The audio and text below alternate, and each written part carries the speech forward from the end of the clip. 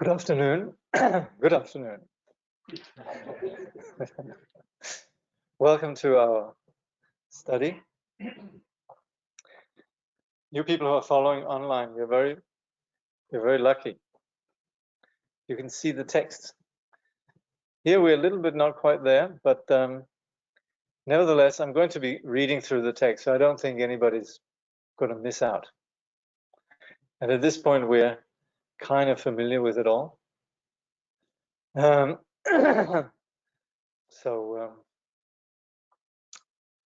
let's just begin. I'm not gonna recap the whole of meaning of all of Buddhism. That will be news for some of you. But I will just put this in perspective. Why are we studying the one Abhidharma? Because if we're ever gonna have some idea what's happening with the mind, which is the big thing that we're doing in Buddhism, we of course recognize the value of all aspects of our phenomena, our body, the world around us, and so forth. The boss, the principal creator, doer, number one.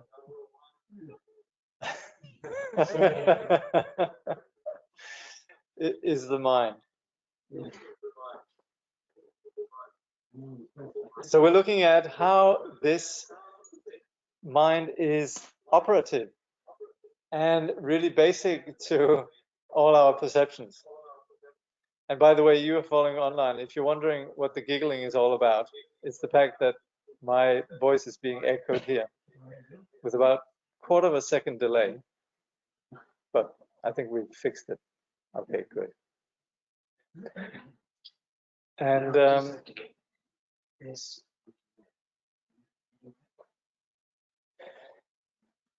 the curious thing is that we generally operate through the mind, and yet we're so concerned about the object that we actually don't notice the way that we interact with the object and are not aware that our perception of, let's say, a visual object, which is important because it's on the basis of some visual object that we're going to have likes and dislikes. It's on the basis of hearing that we're going to have likes and dislikes. It's on the basis of all our senses and our mind that we go through all the emotions and all the experiences. And that is essentially what we're deconstructing here. And that enables us to not just be stuck with, he said that and I'm really annoyed, or that's really beautiful, I have to have it, and so forth, that drives all our impulses. We can free ourselves from that the moment that we actually have an awareness that what is taking place is really just a coming together of various modalities that create an experience. So the more that we can deconstruct that, the more this mind, which otherwise is overwhelmed, it actually begins to understand that it's actually part of a whole set of conditions that we to a large extent have control over.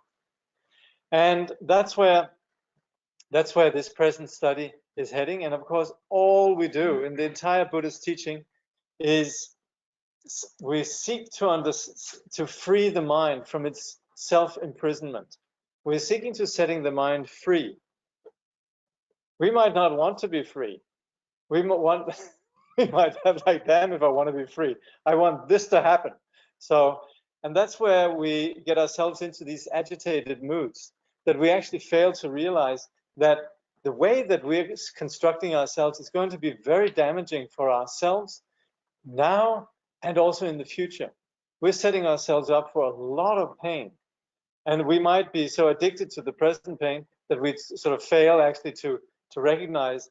But if we think about it, and if we do the wise thing, and that's what we're doing with what we call the study of Dharma, we actually could take control of this. And this is where we want to put an end to this delusion that solidifies things.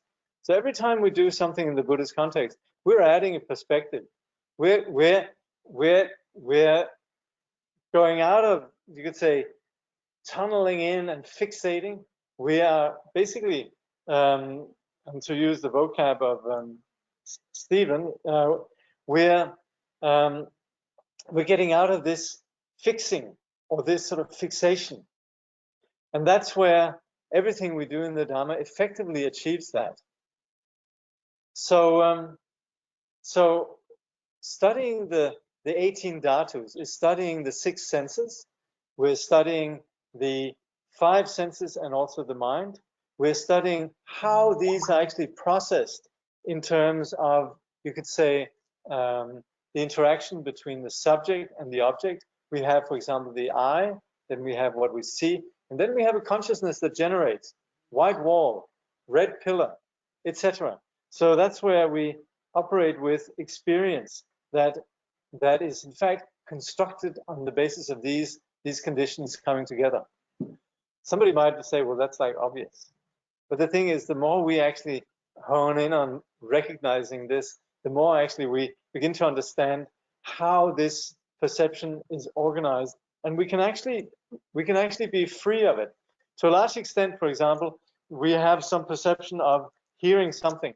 Let's say somebody tells us, you're a wonderful person.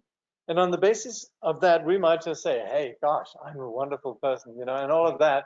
But if we begin to analyze, somebody just put out some sound, and on the basis of our ear, then we generate this warm feeling. But all that's taking place is really just a set of conditions where we have a mind that, on the basis of our just individual sense of I, sort of goes, yay. But if the person had said something rude, we could have sort of, you know, we sort of feel a bit disheartened. So the more we analyze this, the more this ceases to have a grip on us. So that's where we get a wider perspective. And we're also able to see clearer. So we are here presently then in the discussion of these 18, and having already looked at how these operate in terms of these different channels, the eye, the form, the perception, and so on, then Steven says, you'll note that this is a very special way of regarding our experiences and is not at first easily understood in terms of its analytic power. And he's right. We're actually on a project that's called Vipassana. We're on a project that is about seeing with a wider perspective, seeing more clearly. And just analyzing this, you know, you might just think this sounds incredibly nerdy. Why the point of taking everything apart? But it's really for us to begin to wisen up to what's actually taking place. So that's where we're essentially gearing towards not being fooled by our perceptions that easily. So Steven says, for now it's enough to know that in every moment of seeing, there are 3 factors working well together. And these 3 factors are then, and that's where we have these columns. So, you know, remember the columns where you have, on one hand, you have the faculty, then you have the object, and then you have the consciousness that's generated. So I see something, and my eye meets the object, and there's generated this image in my mind. So you could say the what do we call it? Faculty, like my eye, is called capacity. And that process information itself, which means then the object, and that then generates this ability to integrate it into our consciousness. The wall's there, it's all there. Just my eye is not enough. But the moment that there's my perception of the wall, there's generated in I'm just seeing something white. I mean, from the point of view of just what it actually just is. It's nothing just seeing a white object. But because I'm already, you could say, programmed to recognize that's a wall, that's what it is, etc., there's generated a quite particular image in my mind, which is, you know, the wall, you know, so forth. I qualify it. So, yeah. I don't understand, like you said before, about the sound of someone saying something nice to you. Yeah. Is just sound. Yes. That's a human voice as opposed to a word or a line. Yeah, yeah. And it's saying something which I recognize and then I'll respond.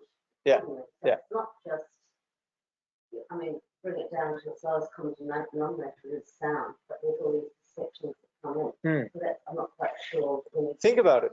There's 3 things that are taking place. There's an object, There's the sound, right? Then there's the one that hears it, and then there's the interpretation. And it's only on the basis of the subject. The sound that comes, let's say it's you're sweet. That's just the sound. It comes in, and then there's a consciousness that goes, oh, this person likes me. Or, this person says something rude. And corresponding to that, we are the subject is interpreting just a sound. But we generate this as something that we fixate on as being very real. And on the basis of that, it feeds this sense of I. Wouldn't we be numb if we respond to... No, because we're not actually hearing what's being said. We begin to react. On the basis of hearing somebody say something, we're hearing clearly. So the question is, wouldn't we be numb if we just had a purely analytical experience and just say, oh, like a robot, oh, person says sweet, person says, you moron or whatever, But the thing is, we're not actually engaging in the sound itself. We're beginning to become emotional. And that's where just hearing clearly what's being said. For example, we might just be off for some reason. And then somebody saying something like saying you're a moron might actually be a friend who's just joking. But because we're on edge, we might not take it as a joke. So we fill in these perceptions with our own emotional interpretation. And that's not just that we're not numb, it's that we're lacking clarity. So it's the more we don't have, you could say, this component of reacting, it's not we become numb, we become more clear. We become more aware of what's going on. Instead of saying, you insulted me, then we actually look what's happening with that person. We could actually have empathy. We say, okay, you're upset with me because you're not well. So that's where you could say the sage, why the Dalai Lama, he won't be upset. Try and think about it. What if you insult the Dalai Lama? How would the Dalai Lama react? Would he be numb? No, I'm not saying numbness in that respect. I'm saying if we didn't respond to me, but wouldn't that be like being numb? But that's not what we're talking about. Well, that's what he's asking. Yeah. But think about it. Whenever we have a perception, we have these three things taking place. And that's what we're trying to just identify first and see the value of actually beginning to be aware of, you could say, deconstructing this, which otherwise sits as something that's just like a unitary, impression. So that's why I was starting off saying everything we're doing in terms of the Buddha Dharma is very much just beginning to see clearly, extract ourselves from this, you could say, self-centering that inevitably solidifies object in relation to self. So we're always in a process of self-centering and feeding that then these reactive patterns. So the more that we analyze what's going on, the more we actually dismantle, you can say, and see clearly that these are elements that are just working together. So vipassana or wisdom or prajna, whatever we choose to call it in the Buddhist project, is really just bringing in you can say, a wider awareness that's not centered on ourselves. So that's why there's so much value in, you can say, this aspect of this practice of what we call analysis. And with analysis, we're not, it's just like we do in science. We're not trying to manipulate anything. We're just trying to see what's there. So the more we see what's there, the more free we are. They could say the whole of samsara operates with essentially not seeing what there is. So we're introducing this you can say, wider perspective on the basis of actually analyzing our experience. So here then Steven says, in each case, that is, in the specific processing with respect to ear, nose, tongue, body, and mental processing, all three factors have to be present. So every time we have a particular experience, we have these three aspects, which are then the capacity or the faculty, the field or the object, and then the integrational function, you say, conscious experience.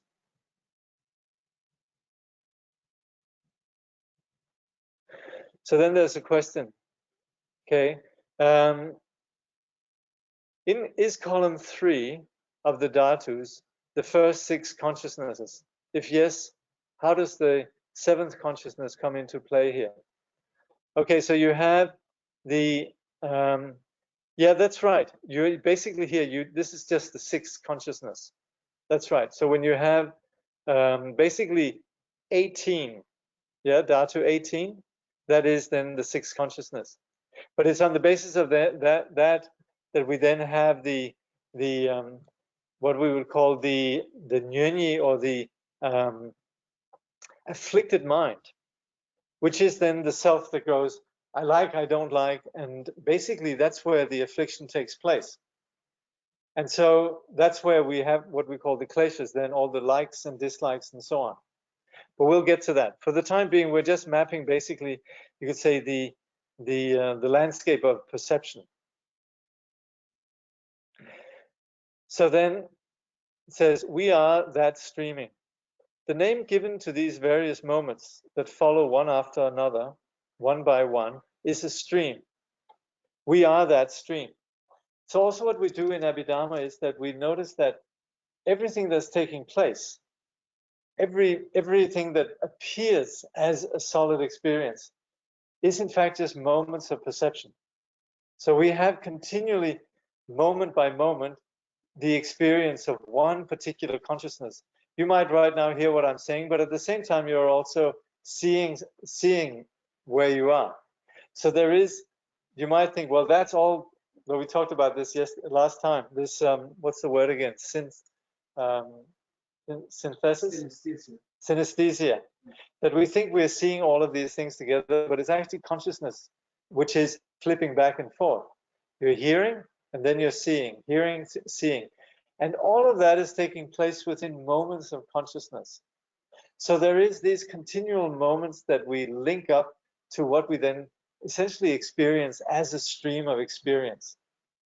Now, this is also where we would say the notion of a self is just something that we attribute to these perceptions in terms of the object, in terms of our subjective also. And that's where within the very foundation of Buddhism, what we're always talking about is that this solidification, it takes place on the basis of what in fact is just a series of moments.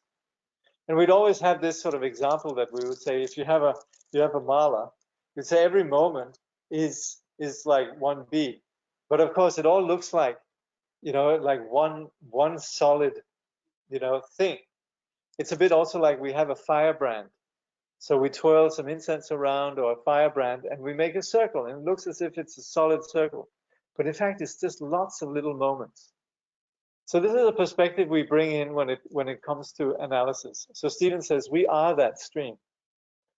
Here we can understand how dhatu analysis cuts through a wrong view about the fixity of what is. That means that we could take the totality of everything that's been described from the viewpoint of a fixed self and rewrite it very flatly, simply in terms of 6 different kinds of channels working in a functional way to bring about what we call an experience. And then we have another experience and another experience. If you wanted to write somebody's biography from an Abhidharma point of view, there would be the moment that we were born, call that ground zero. Then from the moment that consciousness is functioning, call it moment 1, perhaps the individual is subject to information processed along the 6 channels. Remember last time Steven makes this graph where he would say 1, 7, 13, meaning that we first have the perception of the object, then 7 the form, then 13 visual perception. And on the basis of that, then he puts a slash. That's the first moment. We could write somebody's whole life according to the first, second, third moment, because that's actually how we function. We function moment by moment with various perceptions, and these necessarily come from the 5 senses and what's happening in the mind. So we could actually identify how every moment actually is defined in terms of these channels. So she says we could. The individual is subject to information processing along the 6 channels, controlled or uncontrolled, precise or imprecise, kind or unkind. We can present this information, but we should be aware that all this data analysis tells us this data analysis tells us is which channel is operating. It says nothing about the content. So we could understand in terms of we're just seeing, we're hearing, and so on. We could sort of write that down, but that's really just talking about what faculty or what capacity is operating. So we could describe a whole life in terms of just these perceptions. So Steven says that might not be so interesting to read, but this corresponds to what is actually going on according to Abhidharma, according to analysis. It's a little bit if we were to take any given object, let's say, or somebody, and we'd just say, well, that somebody is a collection of particles. And, you could embrace your significant other and say, oh, my sweet aggregation of particles, yeah? Or whatever, and it would actually be true. But probably that's not really how we operate.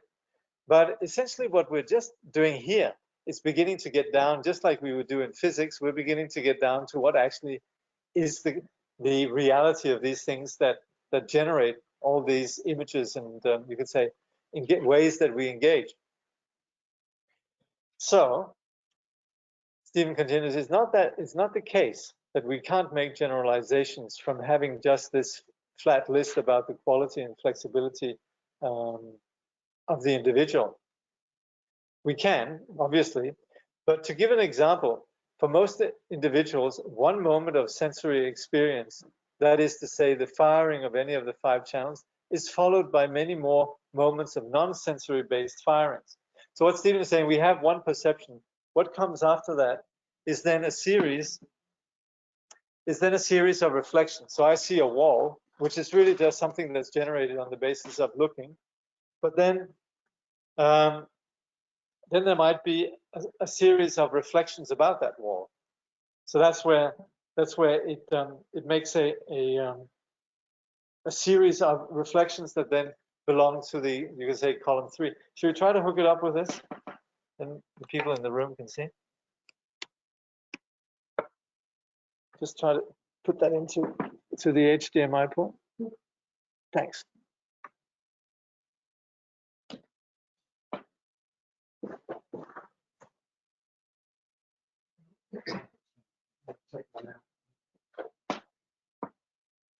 It generally tends to pick up. Yeah. Okay.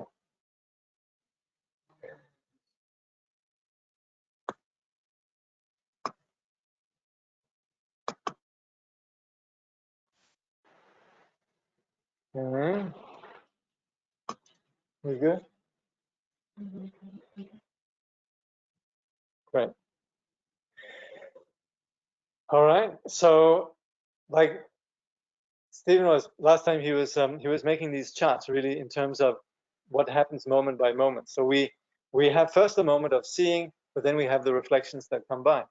Now this is interesting for us who are practicing meditation, because what happens, for example, you're sitting and you are present, right? But then you hear some whirring going on outside, and you think of, oh gosh, that's the neighbor who's starting up his, I don't know, some sort of machinery that's going to be going on. And then you think, gosh, last time he did that went on for half an hour, and blah, blah, blah. And already there, we're no longer in the realm of actually perceiving. We're actually just on the realm completely in our head. So we're already there. We're entirely engaged within you could say the column that has to do with the mind, and then the stuff, the mental, you could say, things that come up, the images that come up, my neighbor's device or whatever, and then we have all this sort of the consciousnesses about it, and so on. So we could say that the firing of any of the 5 channels, meaning the 5 senses, is followed by many more moments of non-sensory based firings. So after just one moment of seeing, then we're catapulted into many moments of thinking about the stuff. So this is where we have these graphs, This is quite funny. Steven has this predilection for maths and these kind of things. which kind of, actually the Indians, they would like that. I mean, famously Indians, they started mathematics, so they would probably love this. But essentially what we're saying here, you can see here 1, 7, 13 right here. That's basically just seeing something. And then it's a slash 1, that's the first moment. And the second moment is also 1, 7, 13, again just seeing something. But then it's followed by, then we pop down to channel 6, right? It's followed by the mind that is aware of this, the image that's generated, and then the whole experience around that. So that's where we first have the moment 1, moment 2, that's just the perception, and then we have moments 3 and 4. But the thing is also, this takes place really rapidly. So we're just like if we do particle physics, then likewise here, we're also just analyzing what's taking place. This gives us a very different relationship to what we're perceiving. So I remember one of my friends, he's a surgeon, John Canty, and he spent, I think, 6 months during his early years of studying medicine, taking apart some old kernel, and basically dismembering and taking apart all of this old kernel apparently. And I was always curious whether this actually had any influence on his relationship to his partners, just sexually. You've been taking bodies apart and you sort of have been seeing body parts floating around in formaldehyde. So how does that image actually, how does that work with sort of rather sweet romantic or sort of erotic sort of inspirations? And he was perfectly capable of compartmentalizing this. So he wasn't disturbed by this at all. So don't worry, just because we're going to analyze what's going on here, it's not like we're going to completely lose our sense of flavor or enjoying a sip of coffee or anything, because we're saying, first 2 moments is the coffee, but then we're just having these reflections about, what kind of coffee and how good it is. And then all the fun has been ruined. It's really just that the thing is, as innocent as some of these things might sound, they're really what drive us. This is what's so important. They drive our emotions. They drive what actually is imprinted on our ground consciousness. It's what we take with us. It's what actually constitutes what comes up in our dreams. It's what constitutes what comes up, in our person. So we have these 2 moments that were described here, which are then followed by a 3rd moment and a 4th moment, as he describes here. And then Steven says, to simplify even further, we can write this whole sequence of 4 moments as follows. Yikes. What comes next? All right, well, it's not that. Oh yeah, I see what he says. Okay. So he's basically just saying down here, the 1 is in the 1st moment, the 1 is in the 2nd moment, the 6 is in the 3rd moment, the 6 is in the 4th moment, right? So we first have eye perception, visual perception up here, and then we go down in the mental stuff, basically what we're saying here. So he says we could rewrite this simply listing only the first element of the channel, because it's obvious that we're going to be operating with essentially just if we have the eye in its form, it's going to operate along this line of 1, 7, 13. Is it sharp enough? It's just a bit out of focus, so. Right. Sharpen up a little bit. That's about the best we can do. It's there now, right? Yeah, we actually have another projector which makes a little bit bigger image. It's being fixed these days. We didn't have classes here during the time of COVID, so the projector just lay inoperative. And then about a month ago, I took it out, and it was just full of ants. So very gently, we got all the ants to relocate. Meanwhile, the projector is striking. Okay. So these all, yeah. So we could just list the first, but remembering that all 3 columns must be working for that experience to arise. So if we have 1, seeing, then 2 is hearing, 6 is, the mental stuff, etc. Showing first the channel, the 2 moments of channel 1, and then 2 moments of channel 6, forward, followed by a forward slash and the number of the moment in a temporal sequence. It would look like this. This is so funny. Did any of you ever read Kurt Vonnegut? Breakfast of Champions. Yeah. Do you remember these little drawings he puts inside? No. He'll put in some really funny drawings, Kurt Vonnegut. Just like, it's just sort of so kind of funny. So this is a bit like that. So like Steven says, here the square brackets indicate a snippet of the experiential stream. So that's basically what we're saying here. And like Steven was suggesting, we could actually write our whole life like that, you know? Simplify our biography. Again, it's just like if we were to say objects were just particles, which is true. But that's where we begin to more understand also. The whole science actually is aimed towards being able to apply it in order for us to do things with it. So if we're an engineer, it helps for us to know how, you know, matter operates under different conditions, right? How, for example, iron expands and metal expands and retracts under certain conditions. If you're building a bridge, right? So for us to understand the mind, it's useful to keep this, to just be aware of this. So as strange as this might seem, just allow it to sort of sit there and simmer and sort of, you could say, yeah, sit there and work, fester. So the difference between seeing and thinking about what we saw. This sixth channel indicates that there is a capacity called mind. It is the capacity to process non-sense-based information. Okay, because the sense-based, that we would call the first five.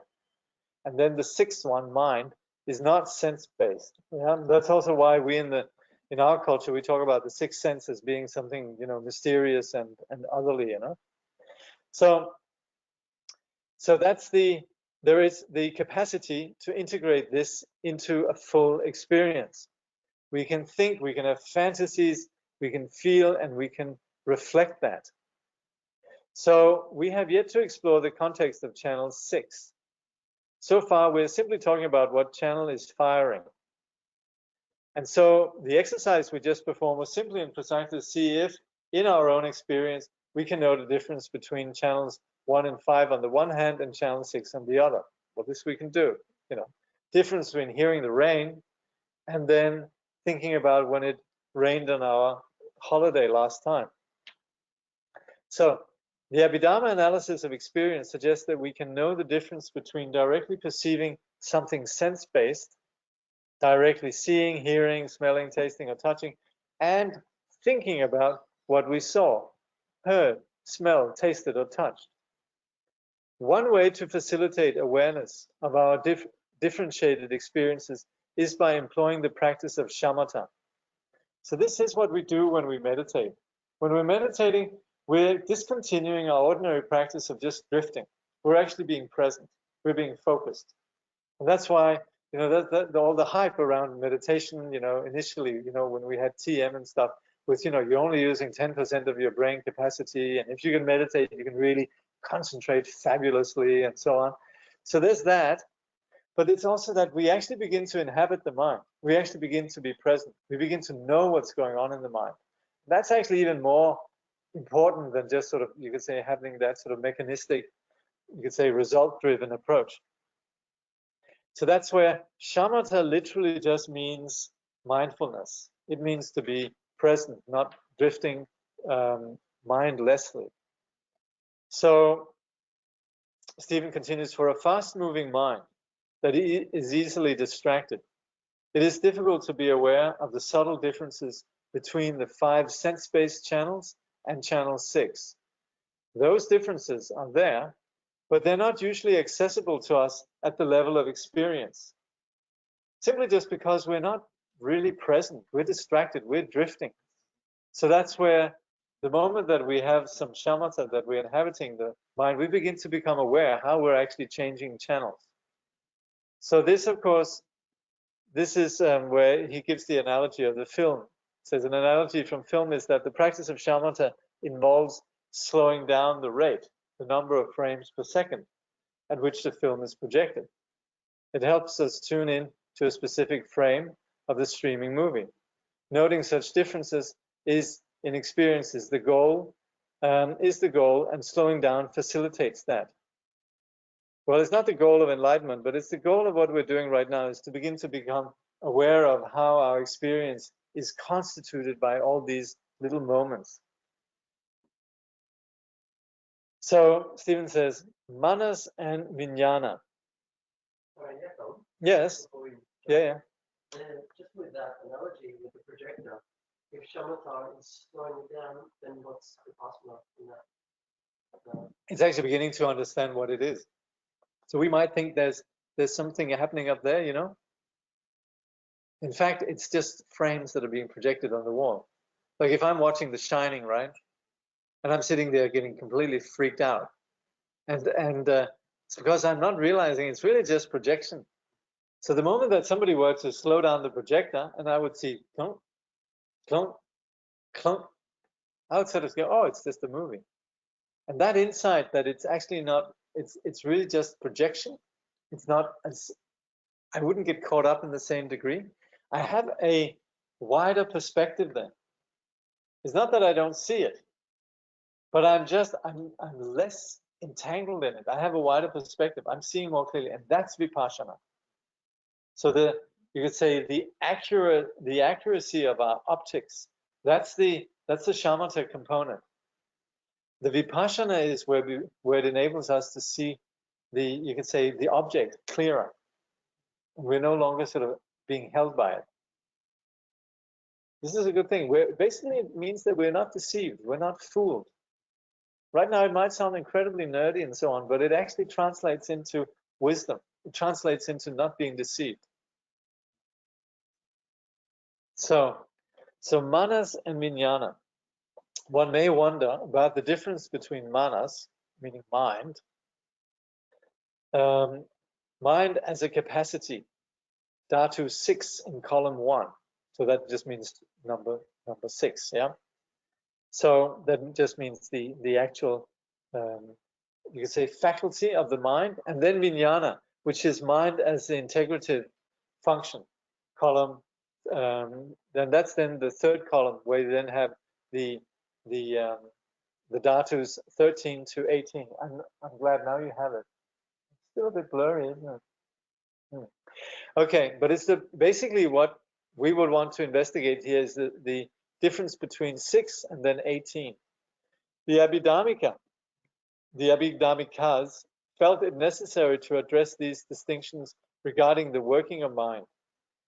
In the case of seeing, channel 1, for example, it is sufficient to note that besides having a capacity for visual processing, dhatu 1, and a visual field being processed, dhatu 7. Okay, now Stephen is introducing the term dhatu, which is fair enough, because that's what the discussion is about. But it's really just, don't get thrown by him introducing the word dhatu. It's just the same old, yeah? Just number 1, number 7, etc. There needs to be a mind as an integrative function, vijnana.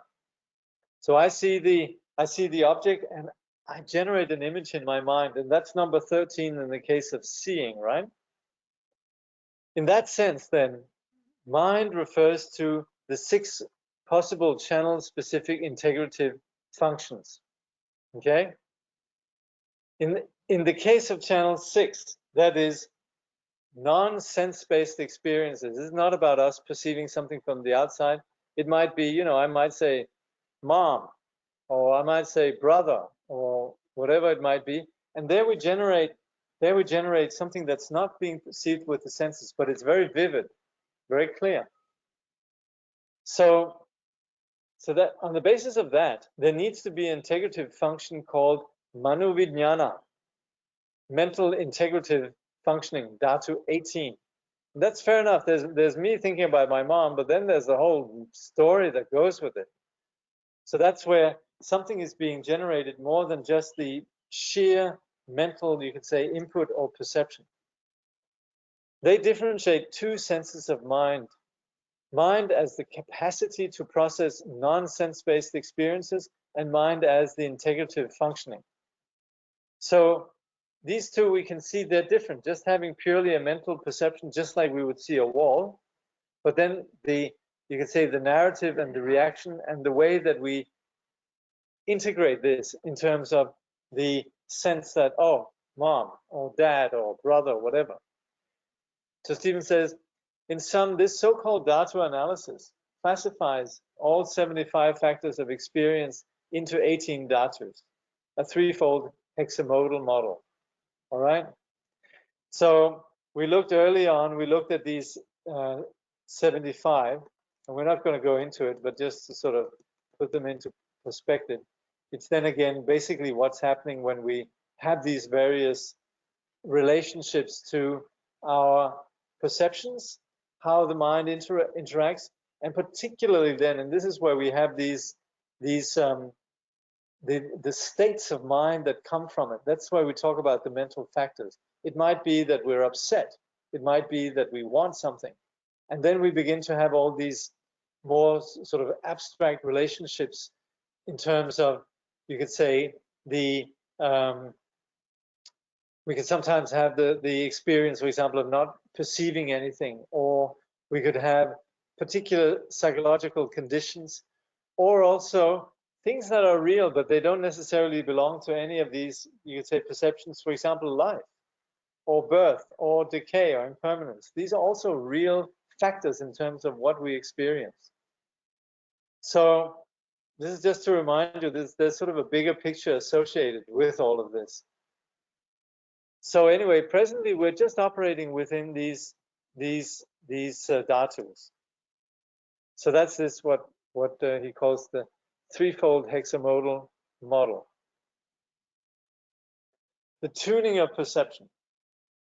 Okay, our mind edits enormous amounts of information that it's getting from channels 1 to 5, the senses. For example, we do not actually have a visual experience of everything that our eye is taking in. There is a selective process. This is true for each of the channels. For each of them, there is a selective attentional processing. Learning how to apply dhatu analysis is a process of education. Even in the West, there are ways to educate the senses. We might say that someone who is a great connoisseur of tasting wine educates the palate. One who is gifted in bodywork educates the tactile capacity. There is potentially a wonderful field of comparative work between such Western educational methods and the approach of Abhidharma.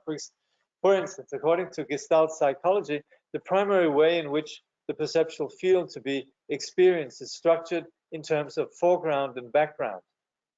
Mindful of this, I translated column 1, alambana, as object field, right? Not simply object.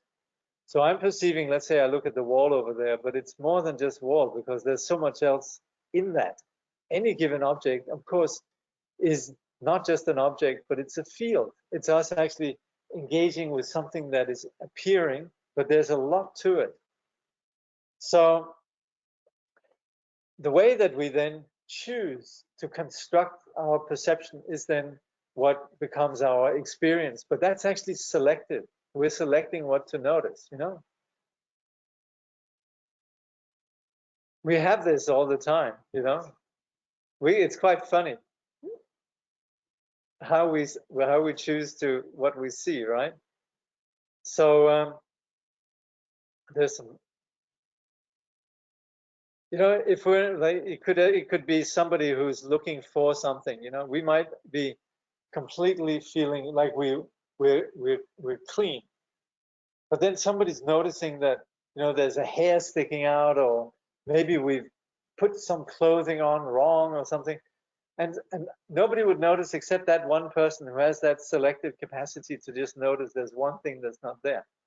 You know, maybe we're drinking a great wine, but then we're doing it together with a connoisseur that would tell us, yeah, but you know, it's this, that, and the other is not quite good enough to be called a good wine, you know, etc. So there's always a process of selecting, an objectification, a reification, a fixity in the moment. There is some experiential delimitation within the contours of the perceived field. The field itself, however, is more or less unlimited.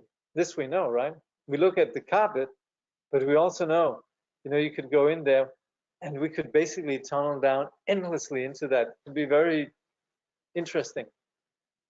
What's it called again? Mantelbrot, the ocean of the seahorses. Have you ever seen these amazing? I should play it here. It's very trippy.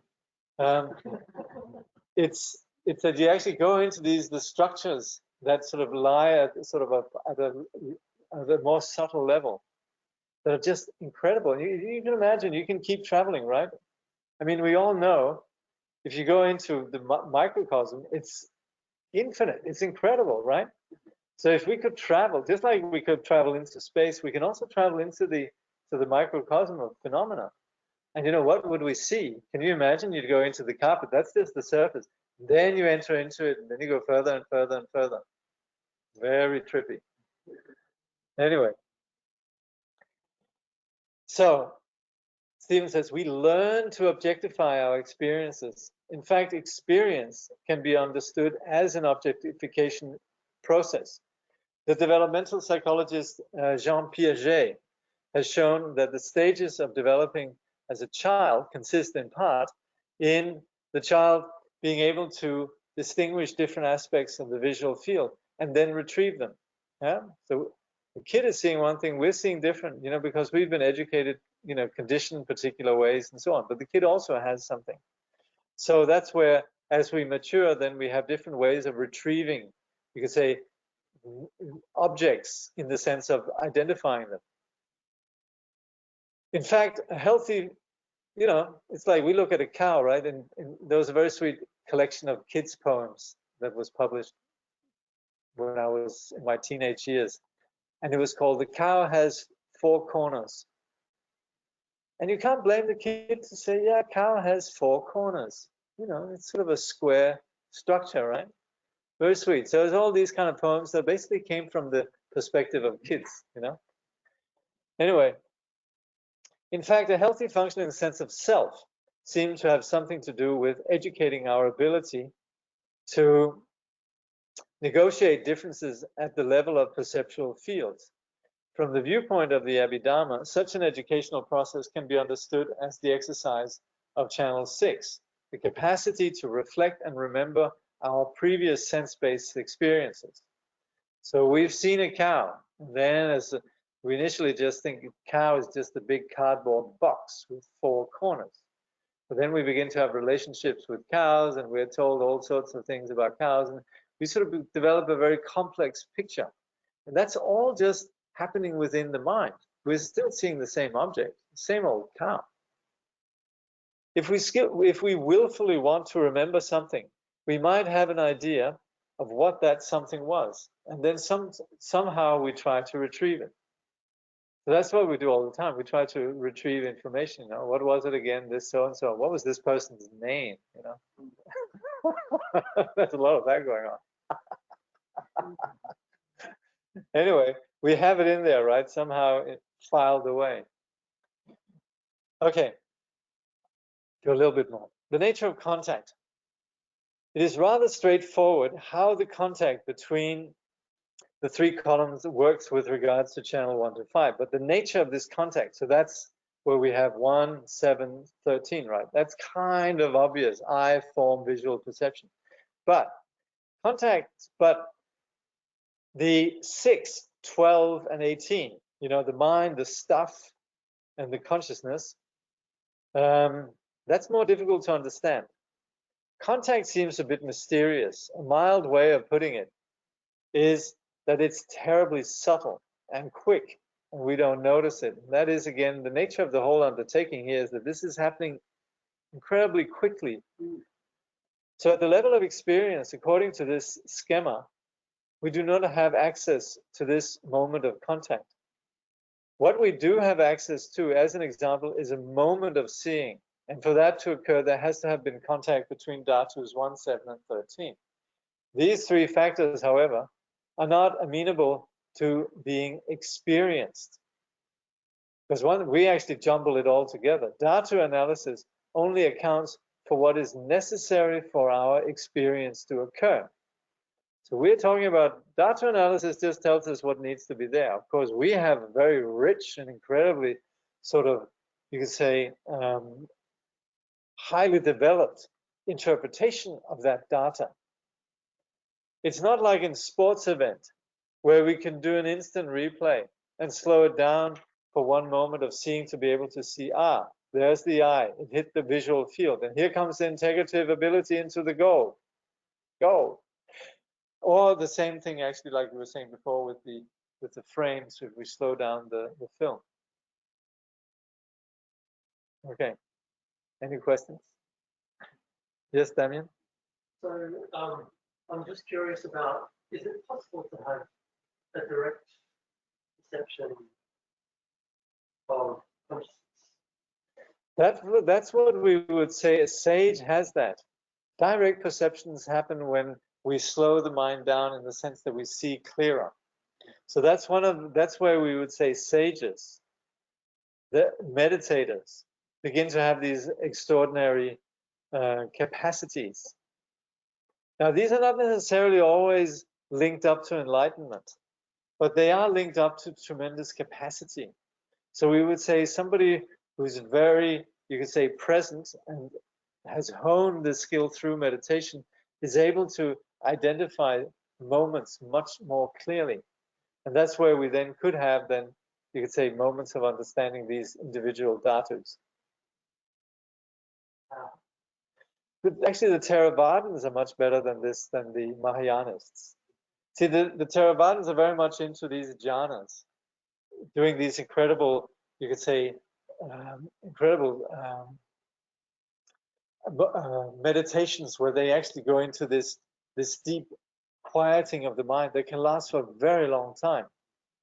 See, in the Mahayana, we're not that interested in that. We're more just interested in the Vipassana aspect of not being deceived by the object. And data analysis enables that. But at the same time, it does happen. You have plenty of, monks and nuns and meditators and yogis and yoginis for whom this happened. But there's not the same emphasis as you have it in the Theravadan tradition. So if you want to get into this kind of stuff, then the Theravadins, they're very good on that. I mean, not all of them, but that's seen as being a great meditator, someone who would stay in meditation for a very, very long time. They're very big on that. With the example of if I was holding a mental image of a flower, yeah, and so that was like just the object of my concentration. Yes. That's the concept. Yeah. But at some point, it could magically turn into direct perception. Well, initially you have, this is what I think we're going to be looking more at, but initially you have the thought flower, and then on the basis of flower, then there's that it develops into, well, it's related to the image of flower. So there's the image, there is then, you could say, the capacity to know, and that's where we then have the relationship basically between the flower as an image, the perception, the mind that thinks it, and then the experience that might be, beautiful flower or iris or whatever it might be. Okay. So the process that happens then with the flower is the same as the projector. Yes. Yeah. We're generating just an image of flower, but again, and just like we're having a perception of something external. So that's where we end up having this experience on the basis of the object. So we're always ending up with column 3, the integrational function. And then on the basis of that we then begin to elaborate like, dislike, and all of that. That's great. That's giving me kind of a clear idea. And now I'm really curious about how the Mahayanas do it. I don't understand that. Well, the thing is, what the Mahayanas would be very big on is really understanding the lack of inherent existence that we project onto things. We project solidity onto things that they don't have. So we very often, for example, if we think bad person, then we might think that person is truly bad. But if we analyze, then we will see, oh, bad is really very relative to who's seeing it. You can take a number of subjects. Talk about a politician or vaccinations. You'll see people have different, very solid perceptions about these themes, right? So you have this, you say, problem that we're projecting solidity onto things that in fact are just complex realities. And the more we understand that, the more we're less driven into, you can say, the affliction of like, dislike, anger, and so forth. We see clearly, and we need that in life. We're much better off when we're not, you could say, tunnel vision on things. We're not sort of getting fixating on things. So that's where, from the Mahayana perspective, it's all very good to sort of be able to slow the projector down and have all these sort of incredible, you could say, skills. But the real point of it is vipassana. So to some extent, it's very valuable to have a mind that slows down, but that's not an end in itself. The real end in itself is when we begin to basically allow the heart to open up.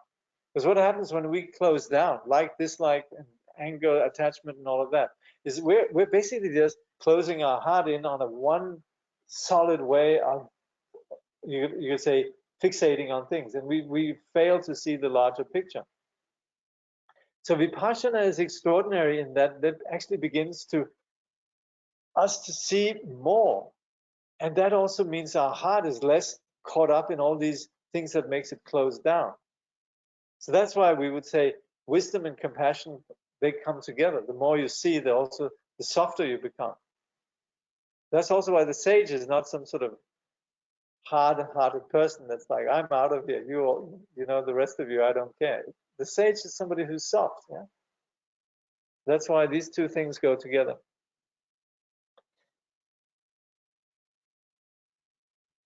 Okay, questions from the people out there? Oh, I'm doing this again. It's so difficult. Yes, sorry, I apologize. I'm not repeating the questions. Okay, I'll try to do that.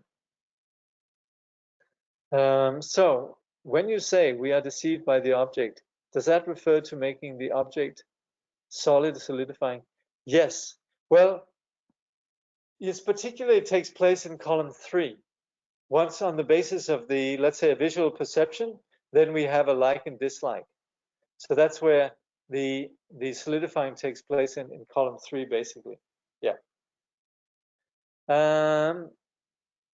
It's what we do with channel 6. This is where the fixation and solidifying takes place.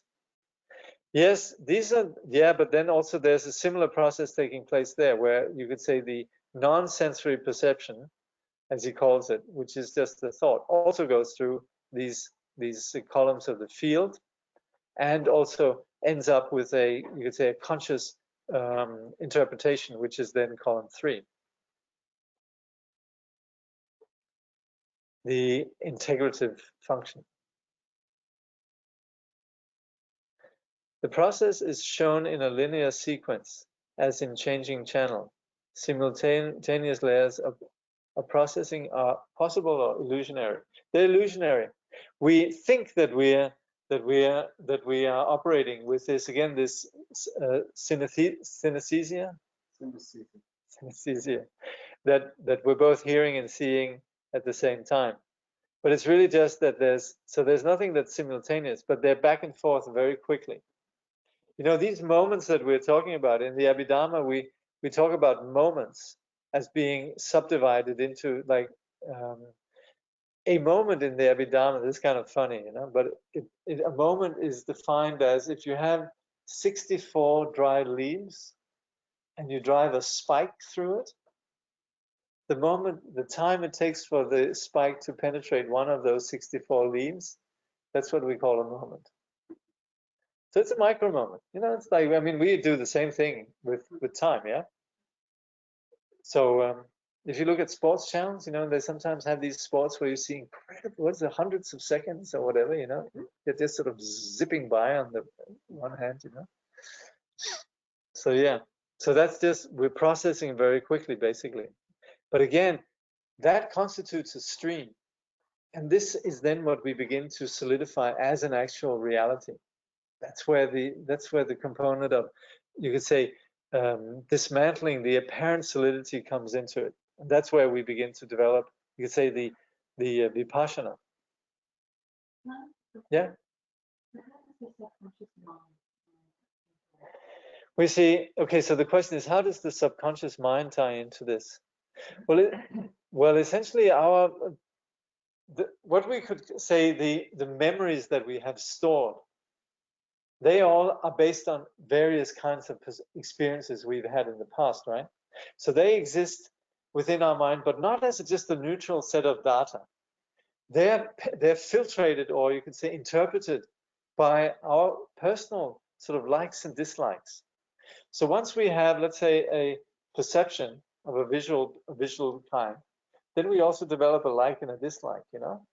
Let's say as a kid, you know, somebody frightens us with some mask from Bali, you know, and for the rest of our life, we're traumatized whenever we see one of these Balinese masks, you know, we sort of have a reaction. And you could say, then at night, then it comes up in our dreams. And we can say there's this subconscious influence that takes place all the time. So there's first, not just the data of the perception, but then there's what we would then call the afflicted mind, which is essentially relating, how does this react to me? How does this stand in relation to me? A horrible Balinese mask, you know, around dusk time and with somebody yelling, you know? You could say, oh yeah, well, that's taking place. But the thing is, there we are, you know, we're 3 years old and we're terrified.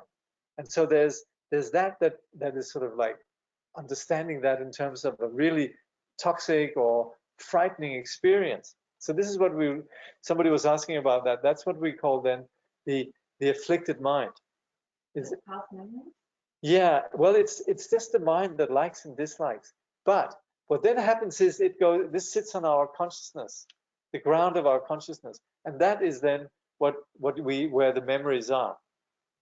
And these memories, they sit in our consciousness, and they come up in dreams. They come up later on as associations, and somebody says, let's go to Bali, and you say, well, I don't want to go to Bali. You know? And that's, for example, the subconscious reaction, because there might not be any reason whatsoever, you know.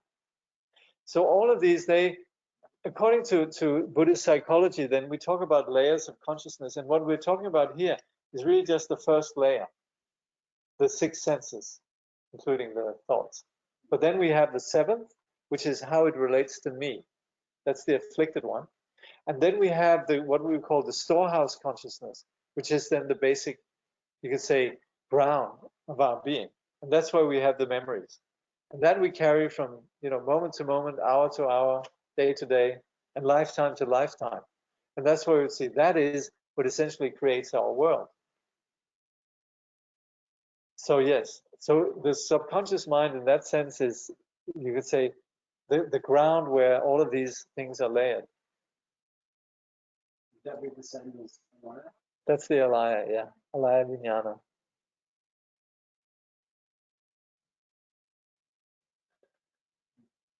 Okay.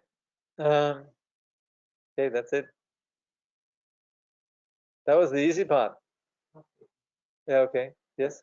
What's the difference between consciousness and mind? So the question is, what's the difference between consciousness and mind? Here, in terms of these columns, just the mind, and that's what we were talking about before. We were talking about manas and vijnana. So number 1 is manas, and that's really just the perception. Like you might just see something, or you might think Balinese mask, but then there's that sort of like, yeah, this sort of whole memory that comes up. And that's what's generated and sits in the consciousness as our experience. And that's over in the 3rd column. So that's similar to anything that we perceive, where really just the object is just mental, but it generates, you could say, an impression in consciousness. Yeah. And what is the mind then? What is the mind then? Well, the mind is basically everything we operate through. That's why you could say the mind is rather important in terms of our existence, because it's really what constructs us and the way that we relate to the world. But we would say then there's a big difference between the mind when it's at rest and clear, and the mind when it's agitated. So that's why when the Buddha attained enlightenment, he discovered, oh, this assumption that, you know, things are just in one way, that's rather inaccurate. In fact, the nature of reality, seen through a mind that's not afflicted, is free. That's where the ordinary mind. So the question is, well, what is the mind? Thank you very much. This is like, yeah. But I mean, okay, if we just talk about mind as number 6, then it's really just, you could say, mental input. But if you're talking about the big question about mind, then it's you could say the whole realm of everything that really through which we basically live and experience everything. So your soul. Yeah, you could say soul. Sure, except the thing about the problem with the notion of soul is that it's something that's constant. Whereas the Buddhists, they would say, not sure it's constant.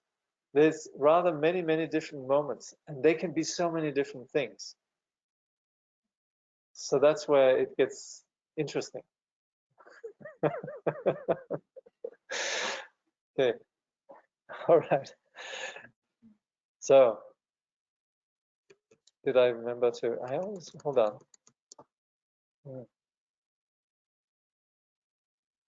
Okay, coming up.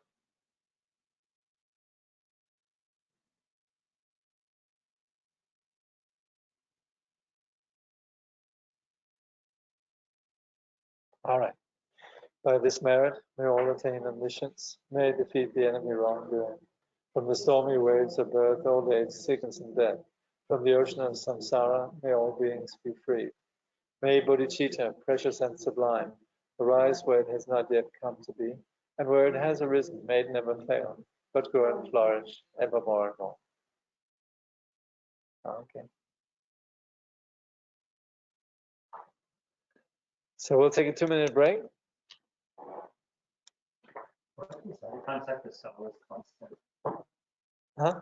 Concept Yeah, the concept of soul is that there's something ongoing. of ongoing, not Yeah. changing. Yeah.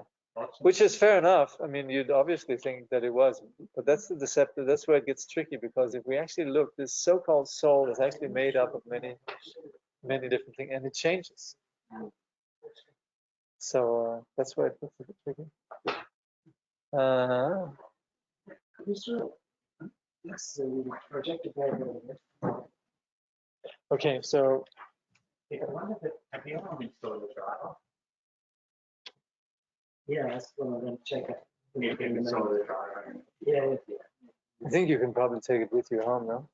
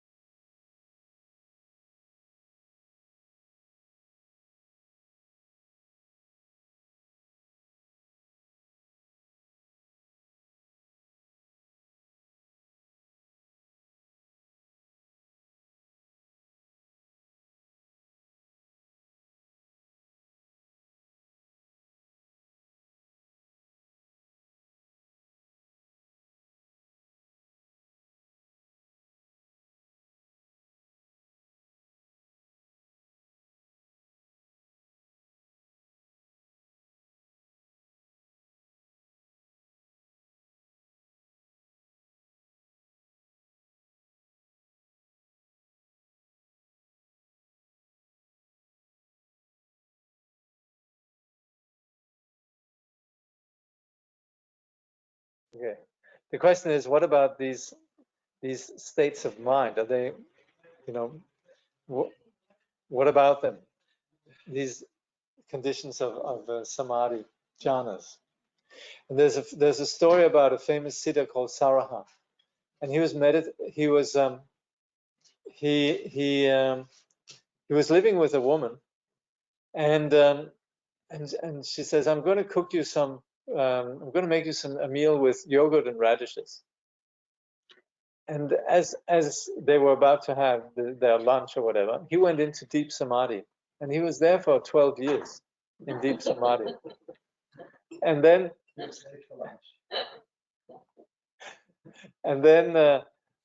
he came to after 12 years.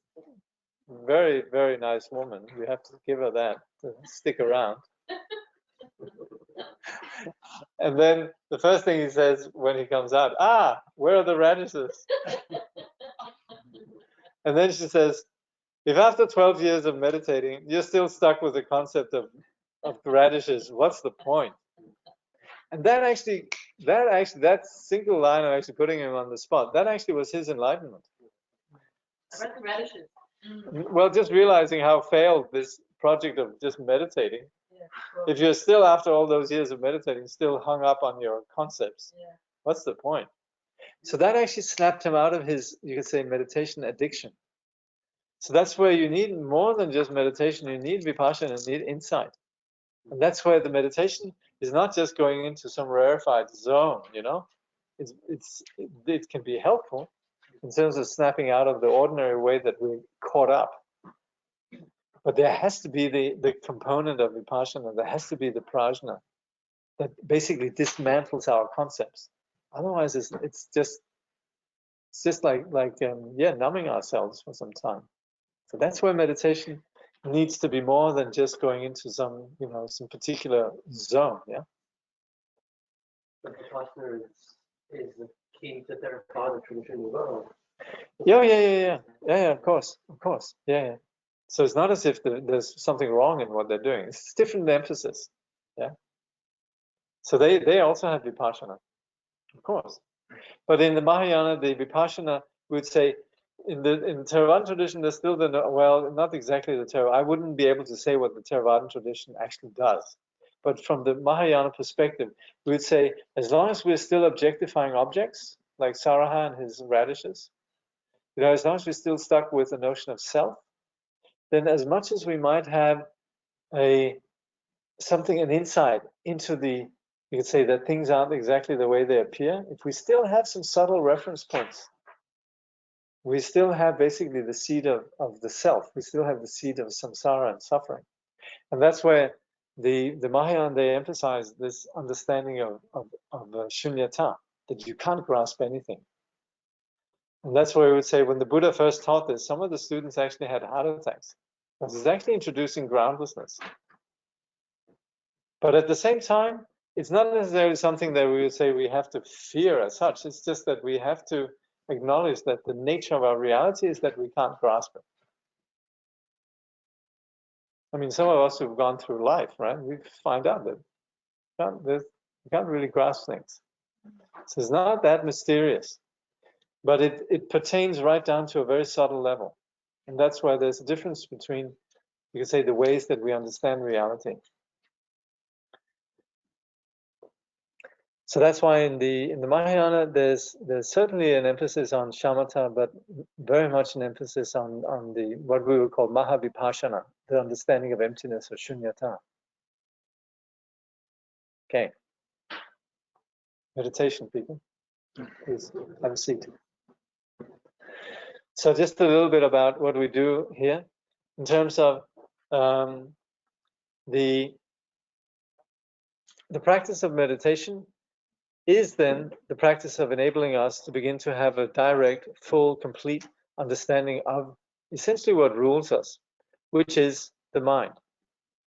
So just before there was a question, what is the mind? I sort of right away launch into sort of what's the meta idea of mind. But it is really the place that controls us. So without any kind of understanding of mind, we're essentially driven by a continual stream of impulses. And the thing is, what that does is it propels us into conditions of likes and dislikes, which rarely are met. We very often have all sorts of expectations and wants and so forth, and the reality of what happens to us rarely corresponds.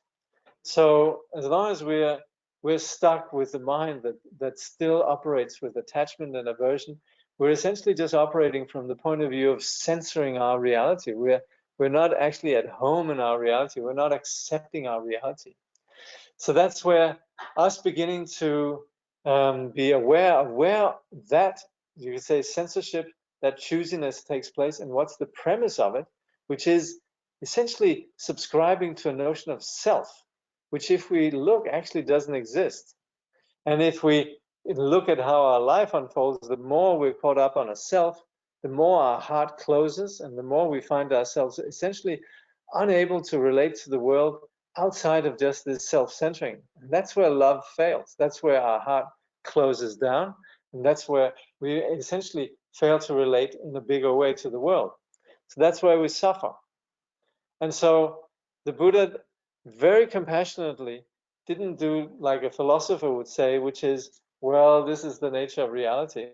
The Buddha very compassionately prescribed a way to actually enable us to begin to connect with our own basic sanity that's free from the ordinary confusion.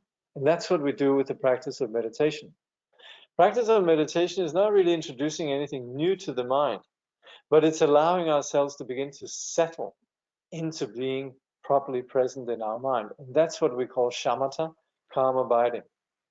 So there's nothing, what is the word? There's nothing, it's not rocket science. And it's not particularly mystical. It's just us beginning to chill out and beginning to settle into being present. But the thing is, we don't really have that as a structured modality. It's not something we're taught in schools, unless if we're in some of the schools here in the Northern Rivers region, where actually they are teaching kids shamatha. You know, now they're not teaching them vipassana particularly, but already in principle, shamatha or mindfulness is what enables us to begin to actually inhabit being alive. What we're also then proposing when we're meditating is, when we begin to, and if we bring with us a little bit of information, a little bit of critical analysis, we're beginning to not necessarily tag along with every thought that arises, and not necessarily be deceived by our perceptions. That's where this dhatu analysis is quite helpful, because that's where we begin to see the nature of whatever we're thinking of, experiencing, perceiving, and so forth, is constructed by these different aspects of our perception in terms of what we see, what we hear, etc. So that's why we could establish what we call the view, which is understanding that things don't actually have any reality apart from that they appear, and yet there's nothing that we can grasp about them. They are what we call dependently arisen. They're conditioned experiences, and there's no essence to it. They're always changing.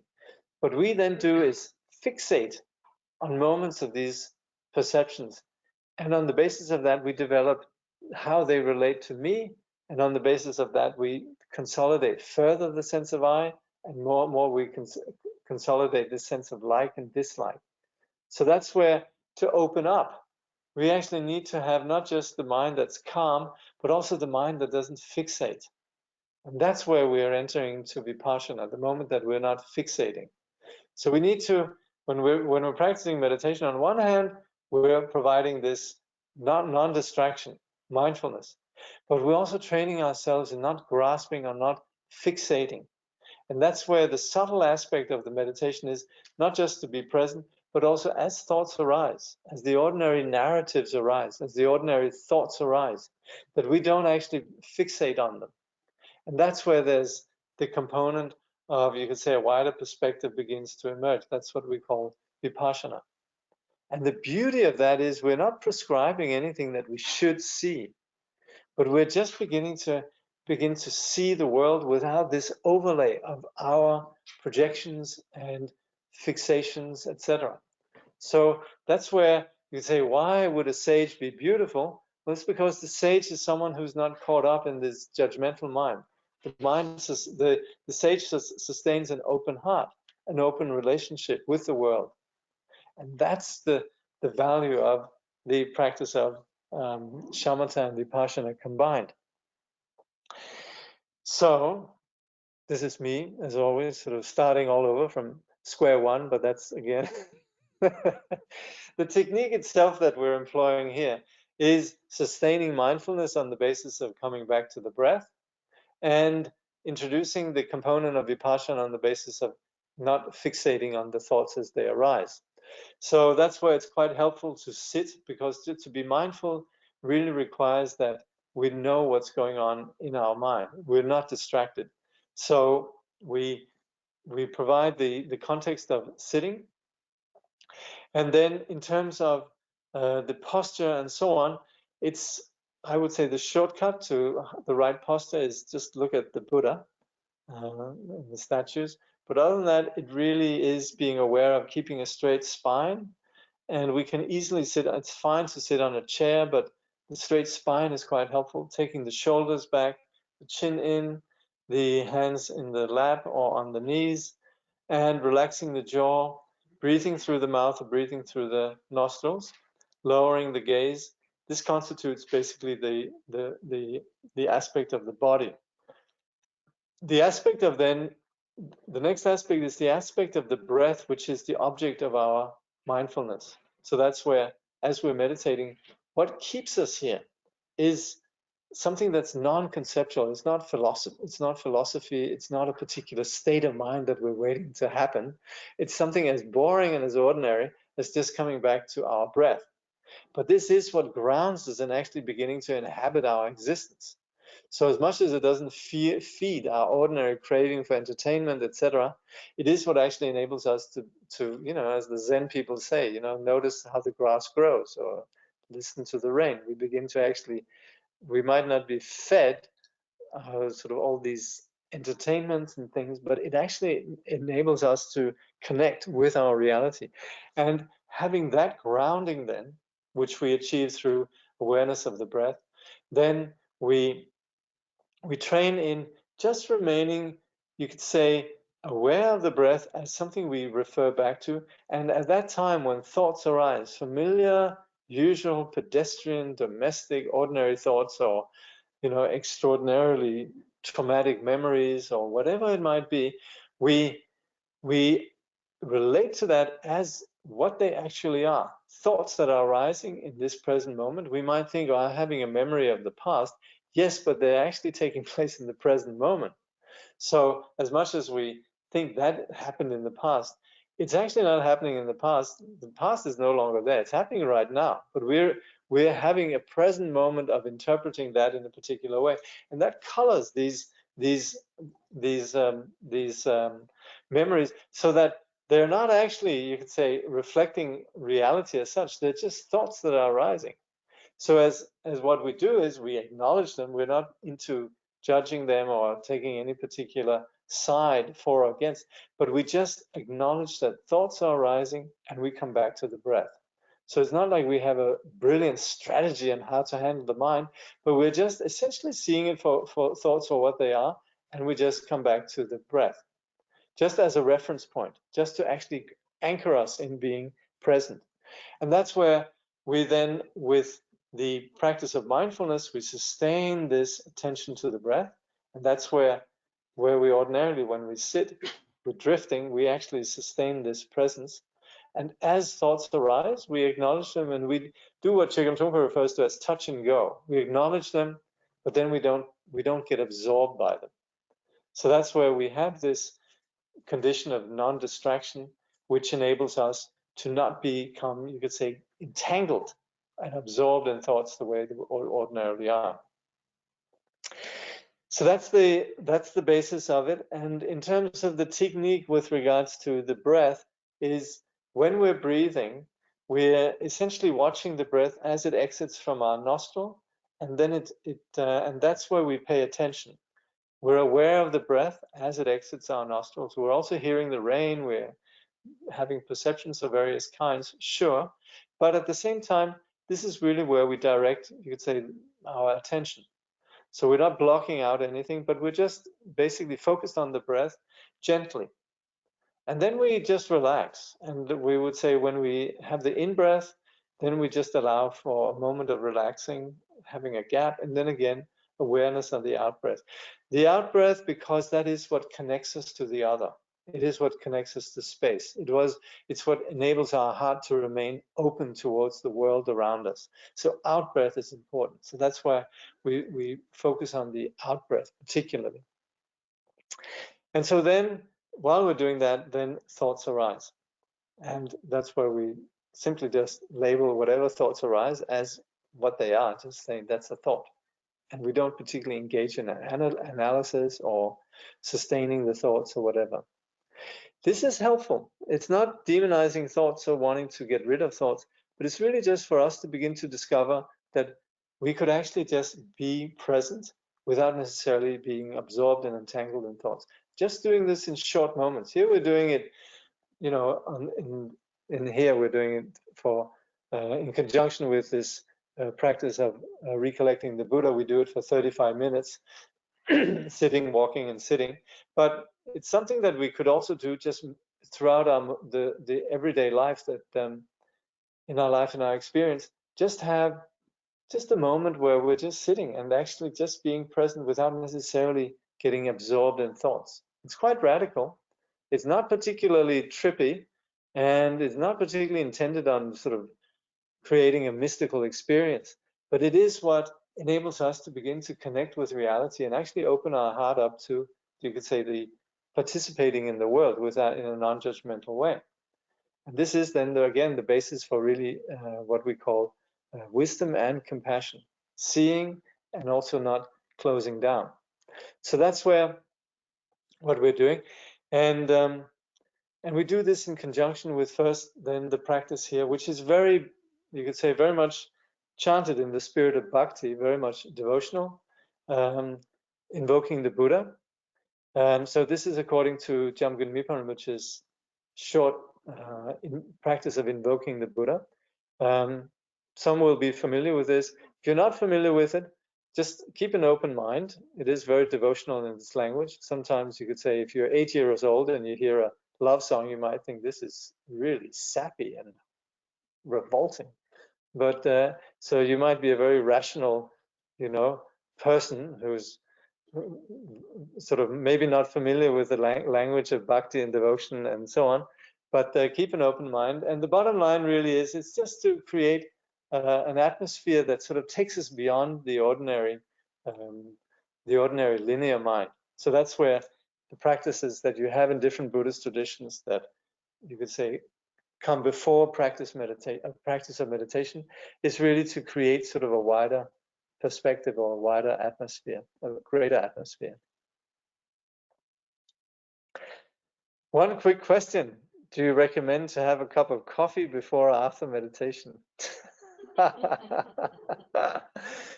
Well, you know, sometimes yogis, they are very attentive to how their prana works. And of course, coffee could offset a bit of, you know, heightened prana happening that could sometimes stir up some agitation. So depending how you react with coffee, it could make you very awake. So if you're, for example, first thing in the morning, if you're really sleepy, maybe a cup of tea or coffee could help wake up a bit. But you should also be aware that it actually does also influence our subtle energy of the body. So do so at your, what's it called, at your own risk. Yeah. So. Jakob, yeah. Is it important to notice the gap between out-breath and in-breath? Well, it just happens. So we don't necessarily need to notice it as such. We just sort of settle into it. So we could of course end up objectifying. You know, we could objectify the gap. But here we're more just like, you know, we're aware of we're aware of the breath as it goes out, and then we actually just let go.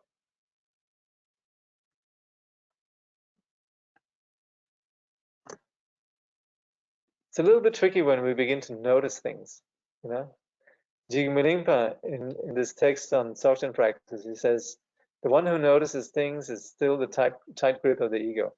It's still? The tight grip of the ego. Yes. That's where it's sort of noting down, this happened, this happened. So we're kind of trying to let go of that. Yeah.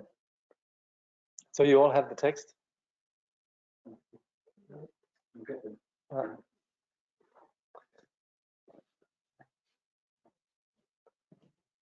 Hey, thanks.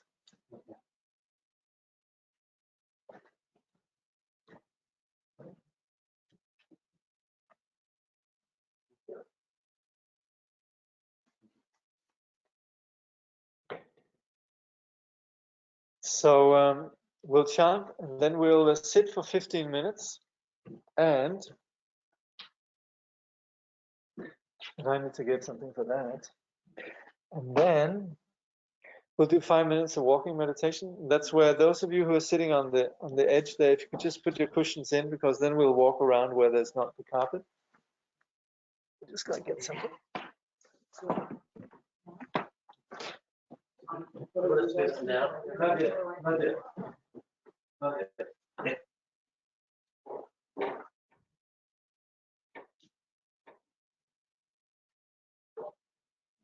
Oh, okay. Well, you can put something. Yeah.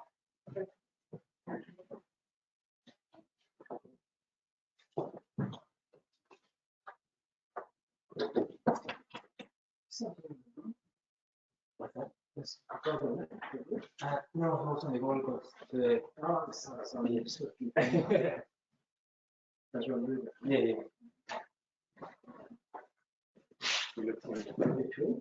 No, he's 3 years old.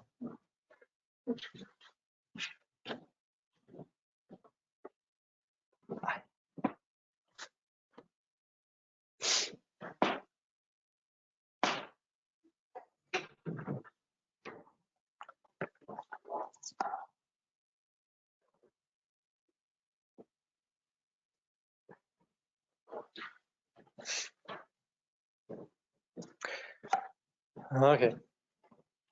So I think it's on page 3. We do what's called taking refuge in developing bodhicitta.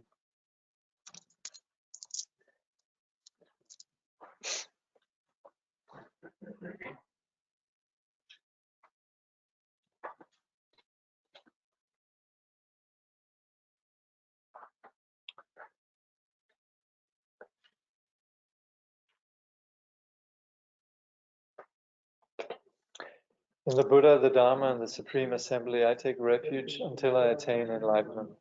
Through the merit of practicing generosity and so on, may I attain Buddhahood for the benefit of all beings. In the Buddha, the Dharma, and the Supreme Assembly, I take refuge until I attain enlightenment. Through the merit of practicing generosity and so on, may I attain Buddhahood for the benefit of all beings. In the Buddha, the Dharma, and the Supreme Assembly, I take refuge until I attain enlightenment. Through the merit of practicing generosity and so on, may I attain Buddhahood for the benefit of all beings. May all sentient beings enjoy happiness and the causes of happiness. May they be free from suffering and the causes of suffering. May they never be separated from the sacred happiness devoid of suffering. And may they dwell in boundless equanimity that is free from attachment and aversion.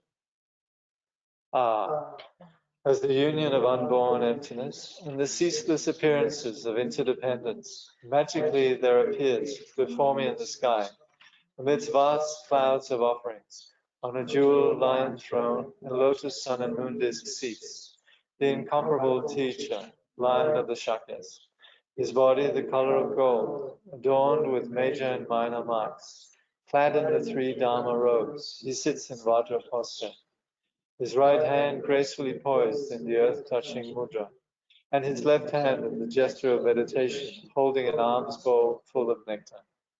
Like a mountain of gold, magnificent he shines in splendor, spreading beams of wisdom light across the whole expanse of space. The 8 close suns, 16 elders, and the like, a vast ocean-like retinue, noble beings, encircles him all around. Simply think of him and he grants the glory of the highest bliss, liberation from samsara and nirvana, the two extremes. He is the great being, perfect embodiment of every source of refuge. With your great compassion, you embraced this turbulent and degenerate world and made 500 mighty aspirations. You are as exalted as the white lotus. Whoever hears your name shall never return to samsara. Most compassionate teacher, to you I pay homage. All my own and others' virtues of body, speech, and mind, together with all our possessions, visualized like Samantabhadra's offering clouds, I offer to you. All the harmful actions and transgressions I have committed throughout beginningless time, each and every one, I now confess with intense and heartfelt regret. In all virtuous actions of the noble ones and ordinary beings, accumulated throughout the past, present, and future, I rejoice. Turn the wheel of the profound and vast Dharma teachings, ceaselessly and in every direction, I pray. Your wisdom body is like space and remains changeless throughout past, present, and future. Yet in the perception of those to be guided, you go through the display of birth and death. Even so, let your form body continue always to appear. Through all the virtues I have accumulated in the past, am accumulating now, and will accumulate in the future, for the sake of benefiting all beings, who are as infinite as space, may you, the sovereign of Dharma, be forever pleased, and may all attain the state of the victorious one, the Lord of Dharma. Living beings like us, adrift in this degenerate age, have no guidance nor protection. Because of your kindness, caring for us with surpassing compassion, every manifestation in this world now of the three jewels is your enlightened activity. You are then our only refuge, incomparable, supreme. So from our hearts we pray, with total confidence and faith, do not neglect the great promises you made in times gone by, but hold us until we attain enlightenment with your compassion. Supreme Teacher, Bhagavan, Tathagata, Arhat, complete and perfect Buddha, glorious Conqueror, Shakyamuni Buddha, to you I pay homage, to you I make offerings, in you I take refuge. Supreme Teacher, Bhagavan, Tathagata, Arhat, complete and perfect Buddha, glorious Conqueror, Shakyamuni Buddha, to you I pay homage, to you I make offerings, in you I take refuge.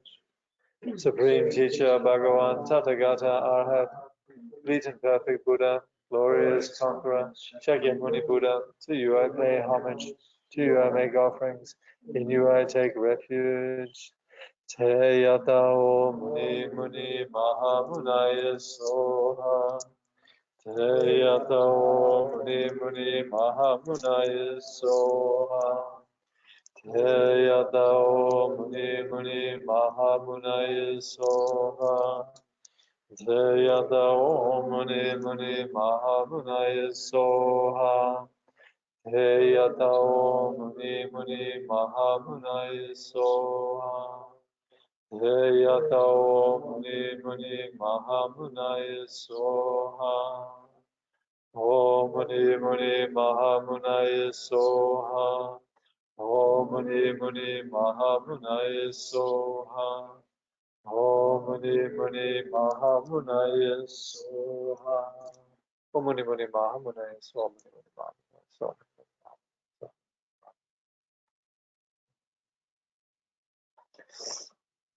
Om muni muni mahamunaya.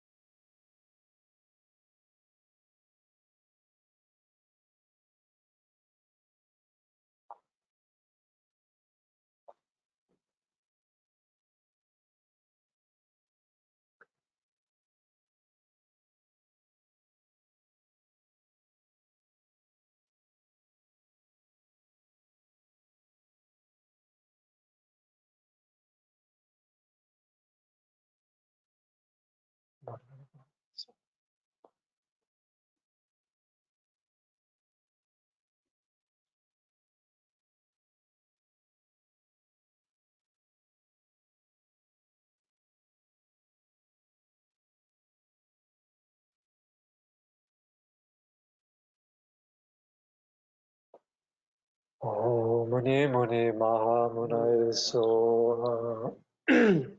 From the Buddha's body there emanates a great radiance of multicolored rays of wisdom light, dispelling all our own and others' obscurations, and causing all the genuine qualities of the Mahayana path to arise within us, so that we attain the level of perfection from which we will never return again to samsara.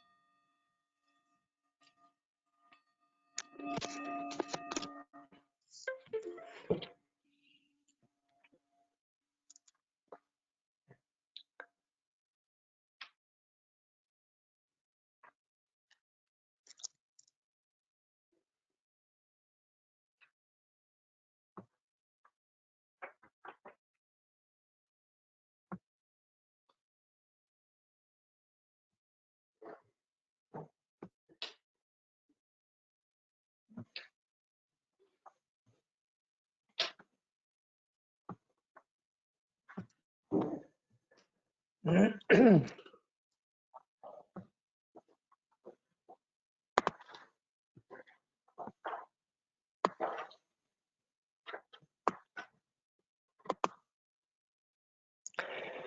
miraculous display of the unsurpassable wisdom appears as the intentions, deeds, prayers, knowledge, love, and ability of all the Sugatas and their children. May all beings become exactly like them. And then the aspiration prayer material.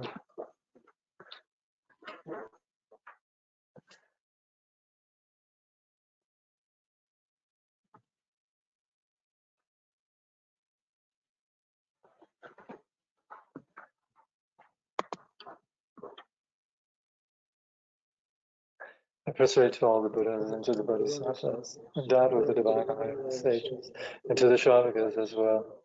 I prostrate to bodhicitta, which counteracts birth in all lower realms, perfectly shows the path to the higher realms, and leads to no aging nor death.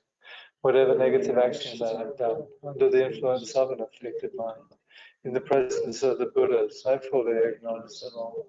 By the accumulation of any merit I have created through the three kinds of activities, may my seed of omissions grow, and may I attain awakening that never ends. Whatever offerings to the Buddhas that can be found are known to the Buddhas who rejoice in them. Rejoice in all these offerings. I fully acknowledge all negative actions and rejoice in all merit. I prostrate to all the Buddhas. May I attain supreme primordial wisdom. I earnestly request the Bodhisattvas who reside on the 10 levels in all the direction of the world, in the 10 directions, to awaken into supreme enlightenment. Once you have awakened into genuine enlightenment and tamed the maras and their hordes, may you turn the wheel of Dharma so that all living beings may be healed. With the sound of the great Dharma drum, may you free all beings who are suffering. Throughout inconceivable millions of kalpas, may you remain and teach the Dharma. Mired in the swamp of desire, entangled in the strands of cyclic existence, I am fettered by all that binds. I supplicate those supreme among humans to look upon me. The Buddhas do not blame sentient beings who are flawed. With a loving heart for all sentient beings, may the Buddhas free them from the ocean of cyclic existence. Any perfect Buddhas who are present, those who have passed away, and those yet to come, may I train following in their way and engage in enlightened conduct. Having perfected the 6 paramitas, may I liberate the 6 families of sentient beings. Having actualized the 6 extraordinary faculties, may I reach unexcelled enlightenment. Future phenomena are not born, and those past will not occur. Present phenomena have no inherent nature. There is no actual location. There is no perception. There are no outer things. May I realize the Dhammadhatu of emptiness.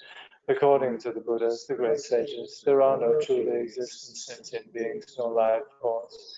There is no truly existent individual and no nurturing of the self. May I realize the Dhammatha where the self is not present.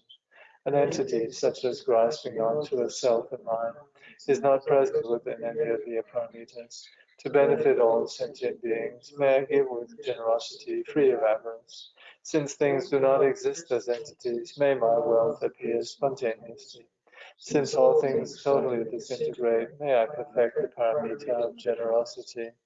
Endowed with the flawless ethics that is guided by rules, and an ethics that is completely pure. With an ethics free of an arrogant mind, may I perfect the paramita of ethics. Just as the elements of earth, water, fire, and wind, bodhisattvas do not conform. by mental constructs. By attaining patience, anger never arises. May I perfect the paramita of patience. Through the power of previous perseverance, having become stable, enthusiastic, and free of laziness, and through a strong body and mind, may I perfect the paramita of perseverance.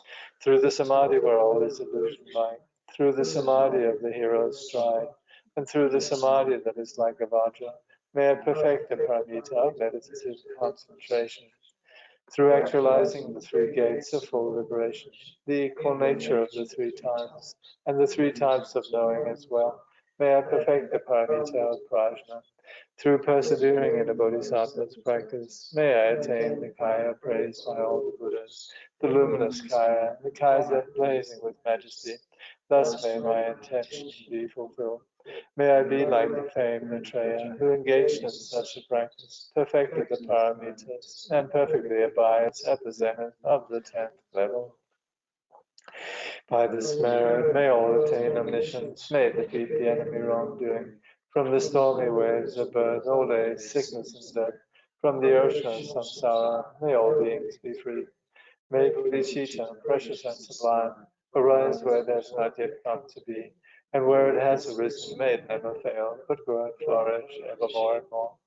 May the Buddha appear in this world, may the light of the teaching shine like the sun, may the holders of the teaching live in harmony, and thus may all be auspicious for the teaching to endure. We pray for the good health of the teachers. We pray for their precious lives to be long. We pray for their activities to spread and increase. May we be blessed never to part from the teachers. Agashasya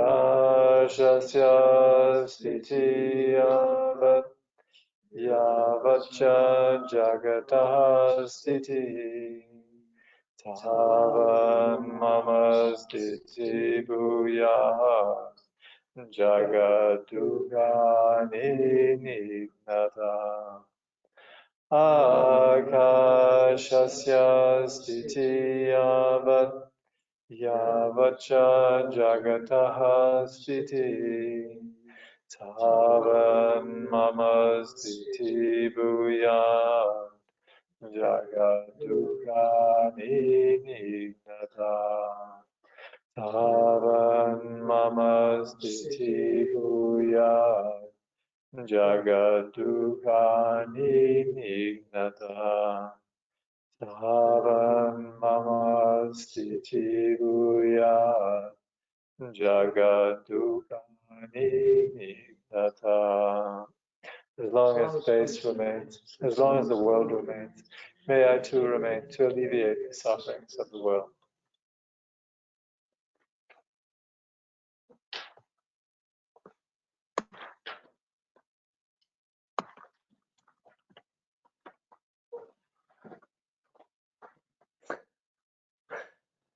See you later, meditator.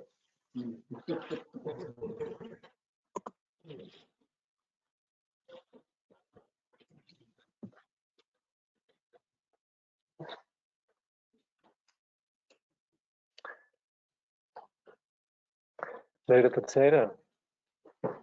Okay.